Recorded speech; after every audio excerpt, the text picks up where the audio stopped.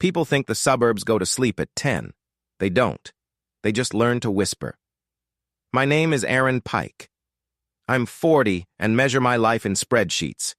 HVAC bids, warranty dates, receipts for filters customers forget to change. I'm not a detective. I'm the guy you call when your system rattles like cutlery in a drawer.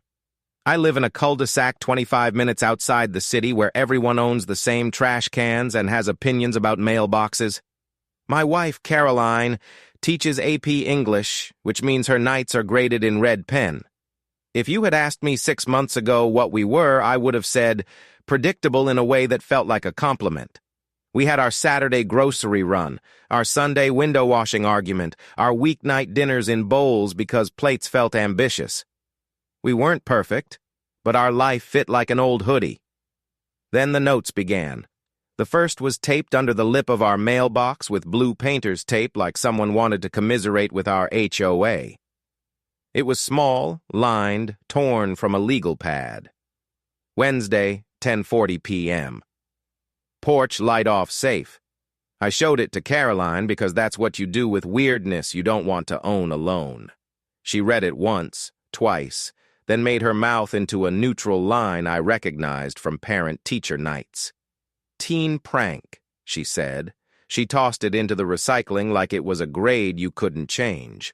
On Wednesday at 10:39 p.m., Caroline went to bed. At 10:40, our neighbor across the street, Jenna, turned off her porch light. At 10:44, a black sedan eased to the curb, idled, then left.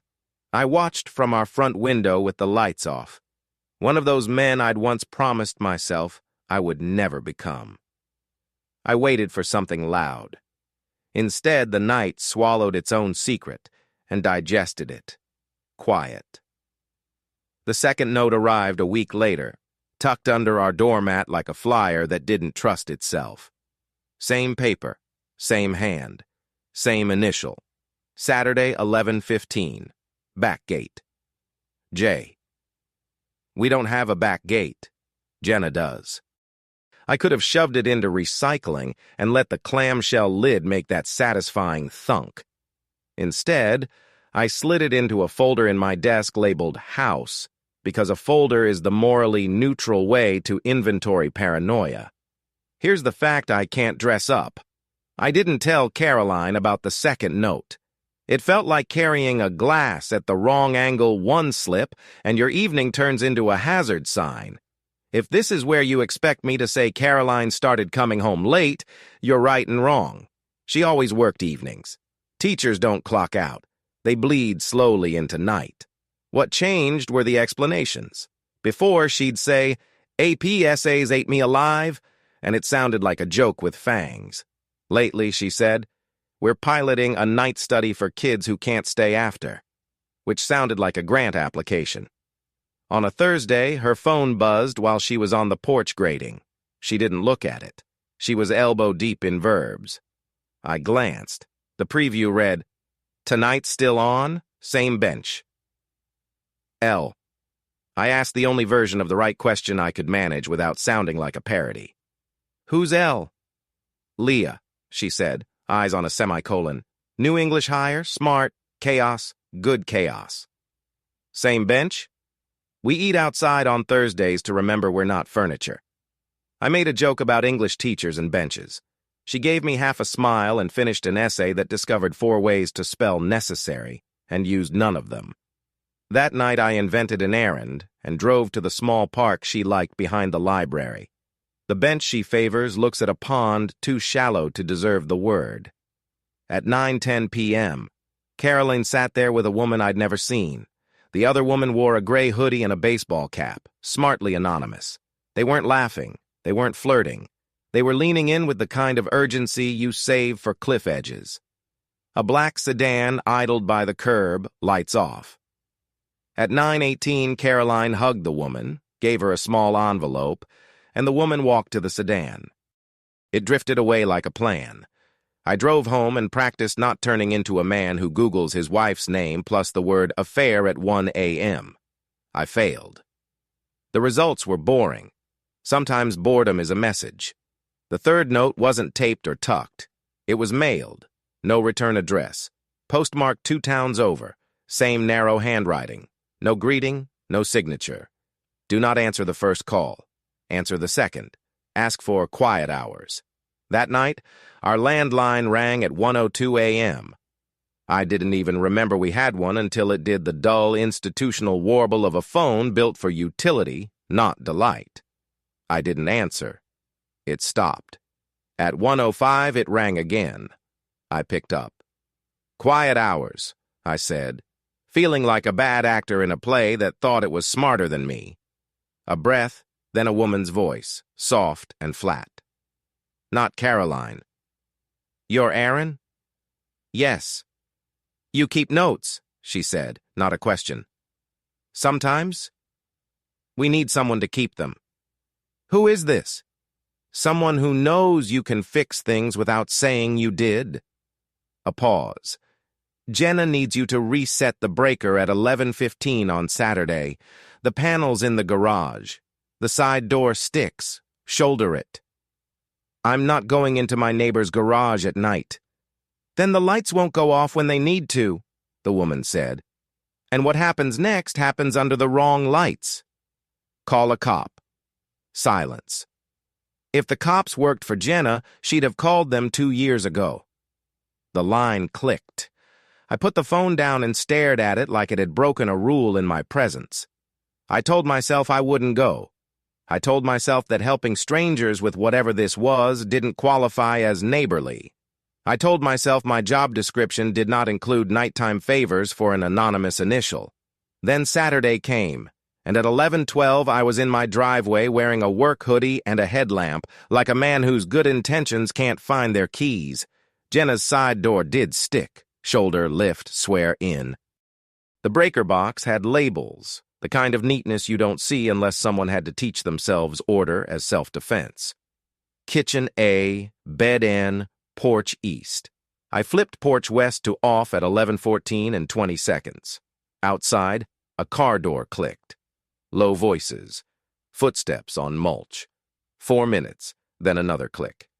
I flipped the switch back. On Jenna's back step, a note. "Thank you. J." I walked home with adrenaline doing its stupid brassy thing in my veins. Caroline slept dreamlessly, as if the house were doing a different job than the one I'd assigned it. The next morning, Jenna waved at me from her driveway like we were 2 people who borrowed rakes. Her eyes looked like someone had scrubbed color from them. "Aaron," she said, "do you ever fix garage door belts?" "I can," I said, because competence is the way I apologize for existing. "Tuesday?" she asked. "My kid has soccer. I'll leave it open." Jenna didn't have a kid. I've lived across from her for 4 years. I know who throws a ball on this street and who throws a bottle. I nodded anyway. I told myself I would tell Caroline everything. That night, she graded until midnight with the quiet focus of a person running a machine with her mind. "You look like you've decided something," she said without looking up. "I think I'm in someone else's story," I said. "That's because you want to be in charge of the ending," she said, and caught my eye like she felt mean and knew it. I didn't sleep. At 2:03 a.m., the landline rang. I answered on the first ring because I'm not great with rules I didn't write. "You're late," the same woman's voice said, but there was a smile trying on the edges. "We could use a clipboard. Do you have one?" "Who are you?" "A number. We don't do names until we have to. Can you copy some phone numbers for us and not keep them?" "Why me?" "You're boring," she said, like an honor. "Boring saves lives." "Is Caroline part of this?" Pause. "You should ask her that with both of you awake." The tone wasn't cruel, but it was real. She gave me a list of dates, a P.O. box, and a request I didn't understand. "On Wednesday between 10:30 and 10:50, don't run your dryer." I wrote it down because that's who I am and hung up and realized what I'd become. Useful. Wednesday evening, I sat on the couch pretending to read an article about refrigerants. At 10:32, the house across the street went dark. At 10:39, a set of taillights crept past, then paused at the top of the cul-de-sac. I pictured coordinates I didn't know how to write down. At 10:48, a woman I'd never seen walked quickly from between houses, hair tucked into a knit cap, backpack high on her spine. She didn't look at Jenna's door. She didn't look at mine. She got into the car, and the car didn't hurry. It left like a sentence with a period at the end. Polite, definite. Caroline came out of the hall, rubbing her eyes. "Laundry," she said, and reached for the dryer button by the garage door. "Can it wait 13 minutes?" She looked at me, at the clock, at the button. She lowered her hand. "You're going to tell me why, or you're going to tell me to trust you? I'm going to ask you to pick which you'd like first." She sat on the step with her back to the door and hugged her knees like a student trying to make herself smaller for an exam. "Tell me a version I can grade later if I want to," she said. So I told her about the notes, the calls, the breaker, the woman with the flat voice who had adopted me into a system I didn't understand. I left out how much it felt good to be asked to stand in a doorway and not let the smoke in. I watched her face for the flicker that would tell me if L was a letter we shared. She didn't flinch. She didn't perform a surprise. She just nodded like someone who had already done the math. "Quiet hours," she said softly. "You shouldn't have to be called." "Shouldn't have to?" She pressed her fingers into her temples. "I'm not supposed to say," she said, and there it was. My wife in a sentence that belonged to someone else's office. "Caroline," I said, "are you involved?" "Yes," she said instantly. "And no. And both." When someone hands you a triple answer, you accept that your night will not be linear. She told me enough to ruin my sleep and position me on a map I didn't know existed. Quiet hours is not an organization. It's a habit that refuses to die. It lives in suburbs and apartment towers and rural roots. It's women, mostly, not only making other women unfindable for a night, a week, a month, until a court catches up, or a plan can hold weight.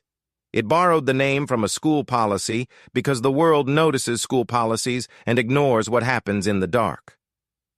"Elle?" I asked, gently.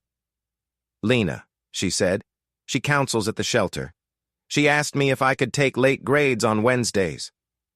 She smiled without joy. "Turns out I can. Why didn't you tell me?" I didn't put hurt into it. It went there on its own. "Because you're a fixer," she said. "Fixers call, report, tidy. Quiet hours is messy on purpose. You'd want to make it official. Official saves people too. Sometimes," she said, "sometimes it tells the wrong people where to find them." We sat in the small quiet that comes after a truth and before a decision. I put my hand over hers like a man who says vows in all the wrong rooms. "Do you want me in or out?" I asked. "I want you safe," she said. "In scares me.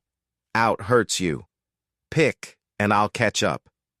"I'm in," I said, because I couldn't stand the part of me that wanted to be out more than I wanted to be useful. The next month felt like living under a second sky. By day, I priced ductwork and apologized to contractors who think time is a character flaw. By night, I learned small, unheroic tasks that keep people from being seen. How to park in camera blind spots, how to answer a door without being a witness, how to move from porch to car to street without letting light tell more truth than someone can afford. I never met Jay, only her notes.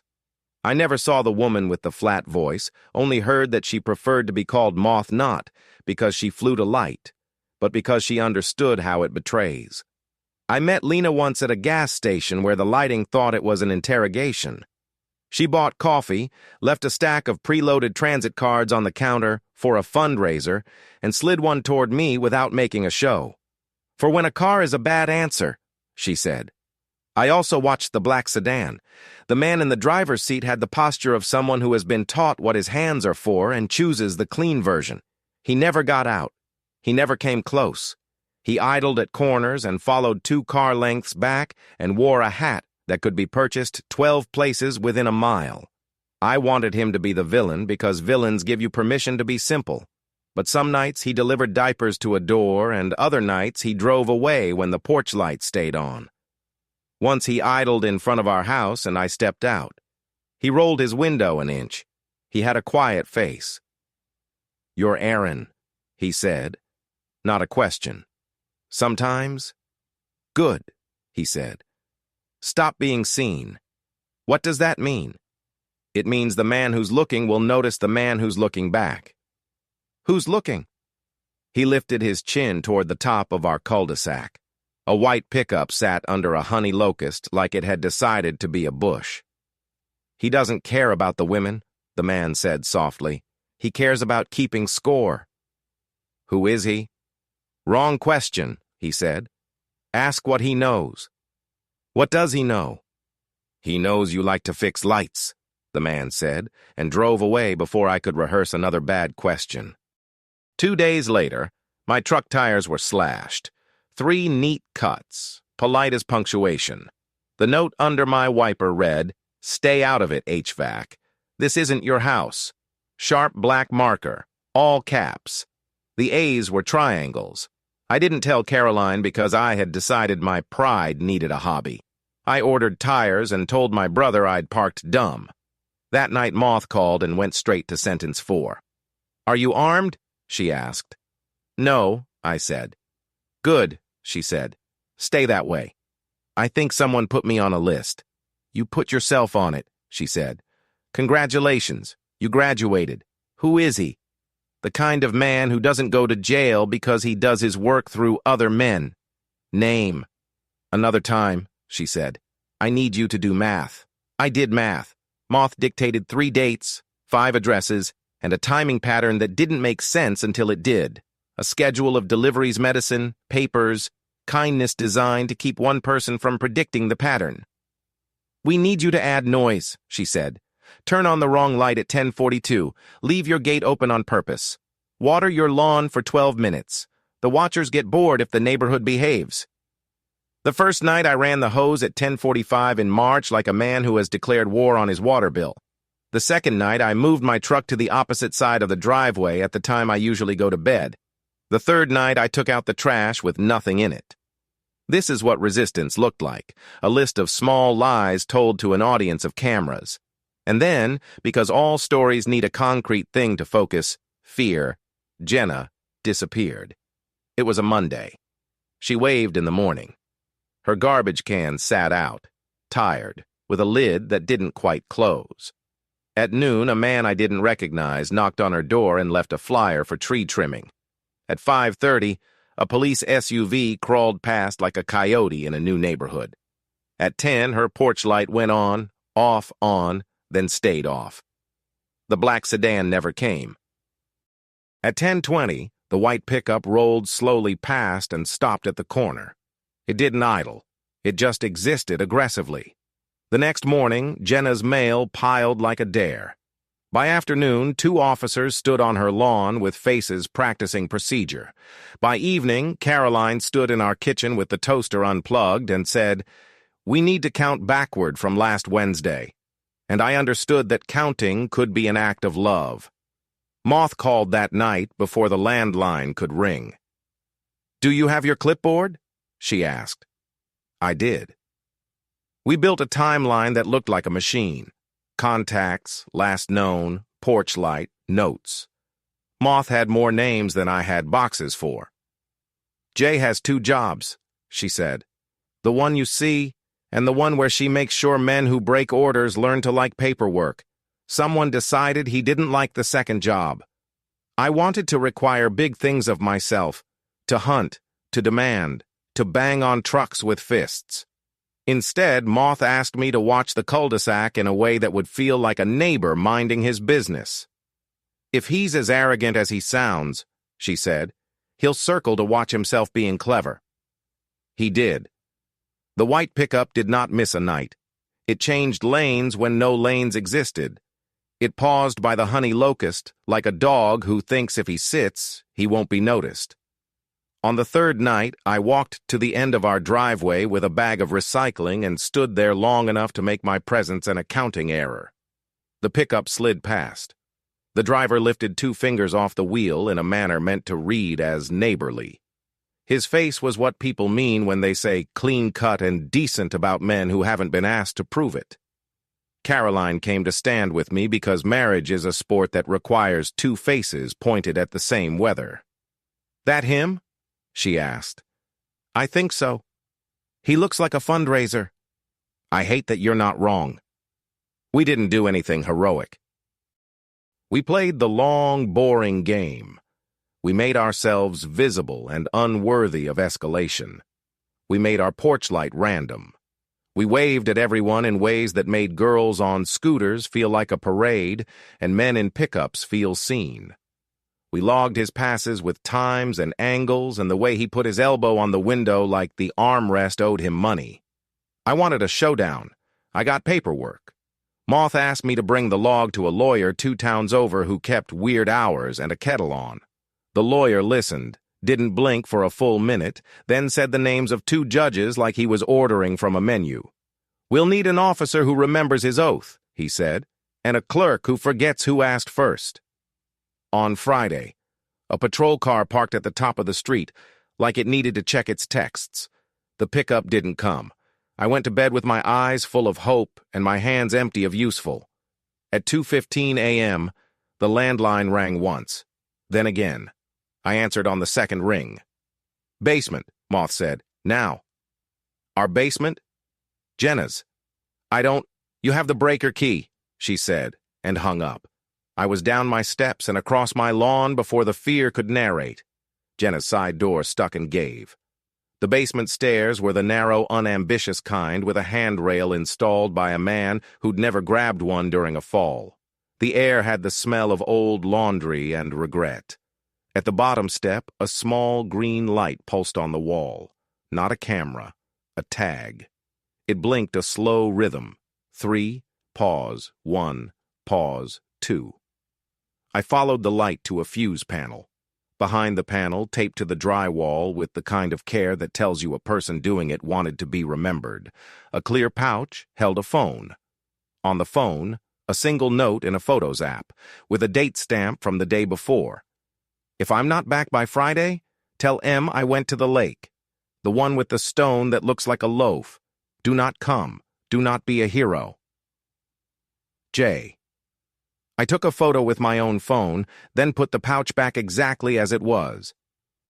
I stood there in Jenna's basement breathing like a person who had climbed a hill instead of 12 wooden stairs. Then I left because staying would turn this into something I wasn't trained to own. In our kitchen, Caroline waited with a sweater around her shoulders like she'd cold-called someone, and the conversation required layers. I showed her the photo. She pressed her lips together like a dam. "The loaf," she said. "Of course." "What?" She rubbed her hands like a coach deciding which play won't embarrass the team. 2 lakes north of here.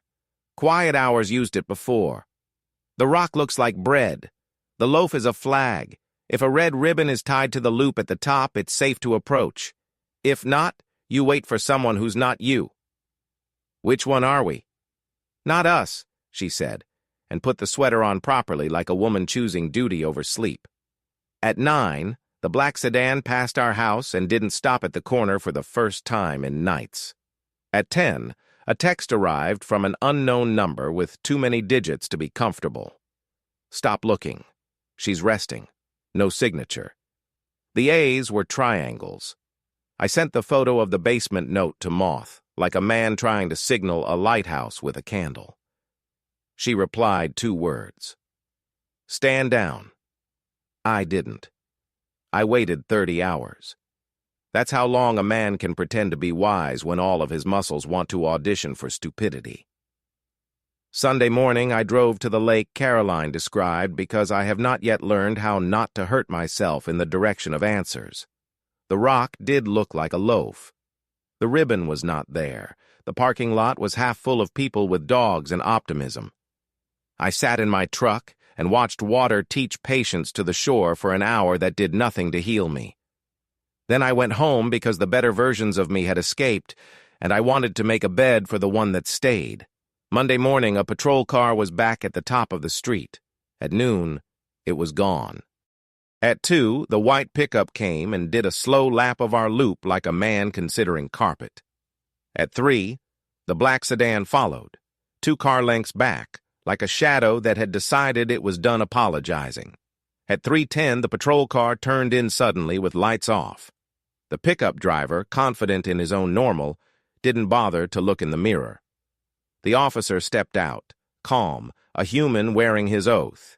He didn't touch his gun. He touched his belt like a teacher deciding between policies. He spoke. I couldn't hear his words. I could hear their weight. The pickup driver laughed. The officer didn't. He gestured toward the corner where a second car had parked and a woman in a gray sweater stood holding a clipboard. Adrienne, crisis team. The conversation took 12 minutes. The pickup left. It hasn't been back. I don't know what deal the street made with itself while I held our garbage can lid like a shield. I know quiet returned. Not because the problem was solved, but because a different set of eyes had been assigned to it. 3 days later, Jenna came home at 2:15 a.m. like a careful ghost. Her porch light flipped on by itself. She stood on her lawn and looked at our house and put her hand over her heart like a person trying to still a bird. In the morning, her can was pulled in, her curtains cracked. No police came, no fundraiser knocked. She waved to me with 2 fingers off the wheel as she drove away at 12. She didn't come back until dark. You want me to say we celebrated? We didn't. Quiet hours doesn't party. It resumes. The week after, a padded envelope arrived in our mailbox. No return, but the stamp was pressed with a little more force than stamps like. Inside, a phone with a cracked screen and a sheet of paper with 3 sentences in a clean, careful hand. Aaron, you kept the lights honest. Thank you. Do not look for the lake again. J below. A number. Under that, Moth's kite. I texted, "Who are you?" and watched the typing dots appear and go away like a language thinking about itself. No reply. I put the phone in our house folder because I wanted to believe I could file a person. Caroline and I are not fixed. We are truer. The part of me that wanted to own her Wednesday nights now tries to own my Tuesday mornings instead. I put that part back in its kennel as often as I can. She tells me more than she should and less than I want, which is the math of loving someone whose work is to interfere with harm. Sometimes the black sedan idles far enough away to count as myth. Sometimes at 1:05 a.m., the landline rings twice and I answer, and Moth asks me the kind of question that keeps neighborhoods from breaking. Is your porch light random tonight or purposeful? I say, both, because that's the most honest I can be, and she says good, because she believes in complexity in a way that terrifies me. 2 weeks ago, a flyer showed up in our HOA newsletter, the kind printed in Arial by men with strong opinions about edging. Join Neighborhood Watch. There was a photo of a smiling officer, a list of times, a promise of donuts. I didn't go. The wrong people love watchfulness. Last Thursday, I found a new note under our doormat. Same small paper. Same precise hand. If the dryer runs at 10:40, don't worry. If it runs at 10:41, turn it off. If anyone asks, you were baking. M. I stood in the kitchen, timer ready, pretending to be the kind of person who bakes at 10:40 on a Thursday. At 10:40, the dryer hummed like a small factory with guilt. I let it. At 10:41, it kicked back on. I turned it off. Outside, nothing happened loudly. Inside, a life kept going. If you need an ending, here's the one available. Last night, the landline rang once at 2:15. I answered and said nothing. The other end breathed. Not fear, not relief. The sound a person makes when a plan has chosen not to break them. For now. This is Moth, she said after a time. We found the kite. What's that mean? It means someone you don't know learned to stand in a doorway with you. A pause. You did good. Now go back to washing your windows and pretend better. Jenna? I asked. Jenna is on page 2 of a story that doesn't need your signature, she said, and I could hear the smile again. "Do you need anything?" I looked around our kitchen at the bowl of keys, the list on the fridge, the comfortable shape of our imperfect life. Caroline slept in the room down the hall, a stack of essays near her elbow like a shield. I counted the screws on the light switch plate because counting is how I keep from getting loud. "No," I said. "I'm okay." "Good," Moth said, "because I might call you on a Wednesday and ask you to water your lawn again." "I'll overwater it," I said. "Don't get cocky," she said, and hung up.